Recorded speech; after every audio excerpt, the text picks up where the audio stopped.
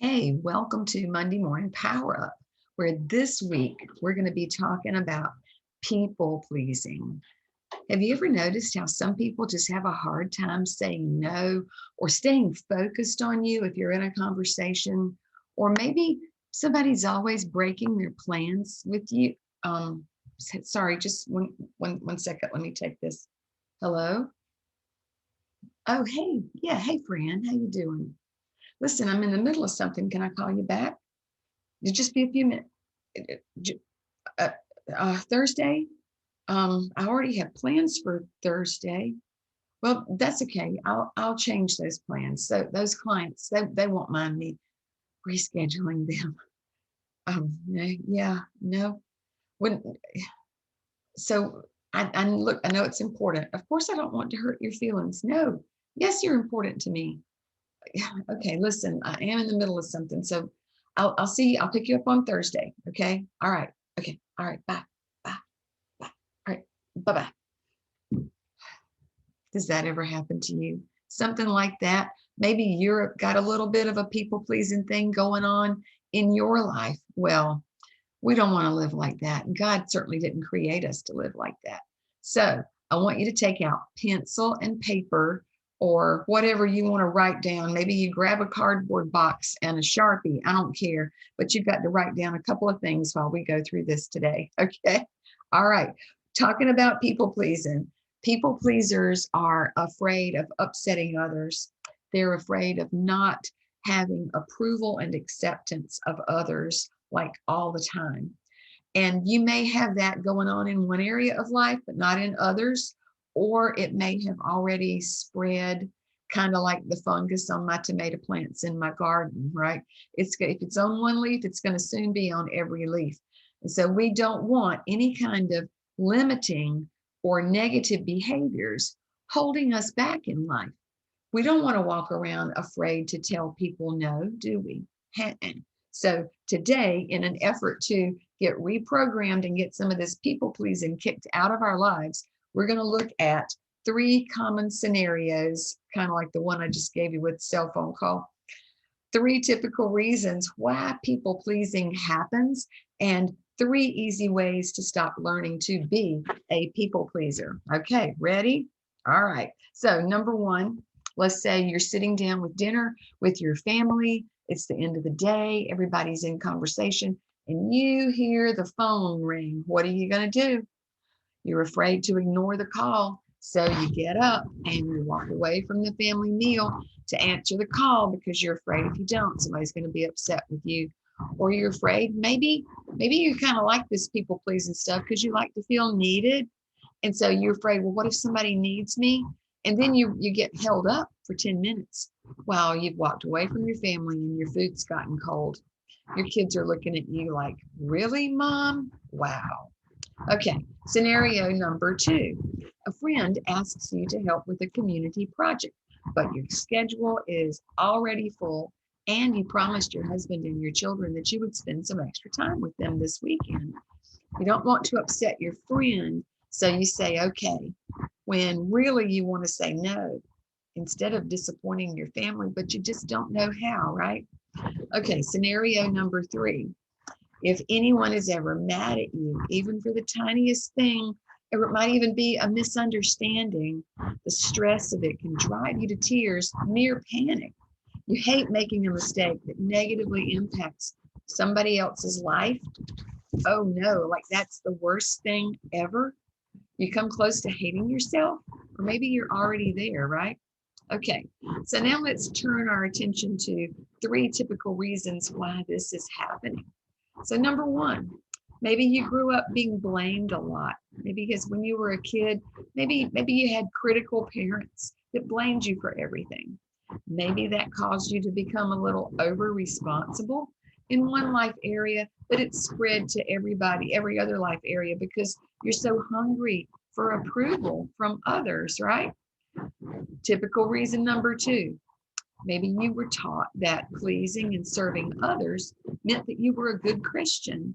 Maybe you have become afraid that if you don't say yes to what other people ask you to do, you're afraid maybe God will become unhappy with you. So you always say yes to nearly every request. Typical scenario number 3. Guilt and fear are common everyday emotions for you at this point. You're always worried about what others might be thinking of you. If you haven't heard from somebody in a while, you might think, oh gosh, I know she must be mad at me. You're afraid of being rejected and abandoned. So now let's turn our attention once more, because we've got to learn some ways that we can turn this thing around. How do you stop it? Well, here are 3 ways to stop the people pleasing without guilt. Write this down. Number 1, learn to set boundaries. Learn to set boundaries. With who? With yourself and with other people. Start setting them with yourself first. That'll help you be ready to start setting them with other people. I can help you with boundaries if you want to talk about that. But boundaries are a must for healthy relationships and for you to be able to take control of your own life. Easy way number 2, exercise your no muscle. It's called using your words, right? The word no is a complete sentence. The word no is a complete sentence. So practice saying no. Now, you might not want to just say no, and you might think that sounds mean, or you think, I don't know if I can do that. Then you can add to it. You can say, no, I'm not able to do that today. Or no, I'm really not comfortable saying yes to that right now.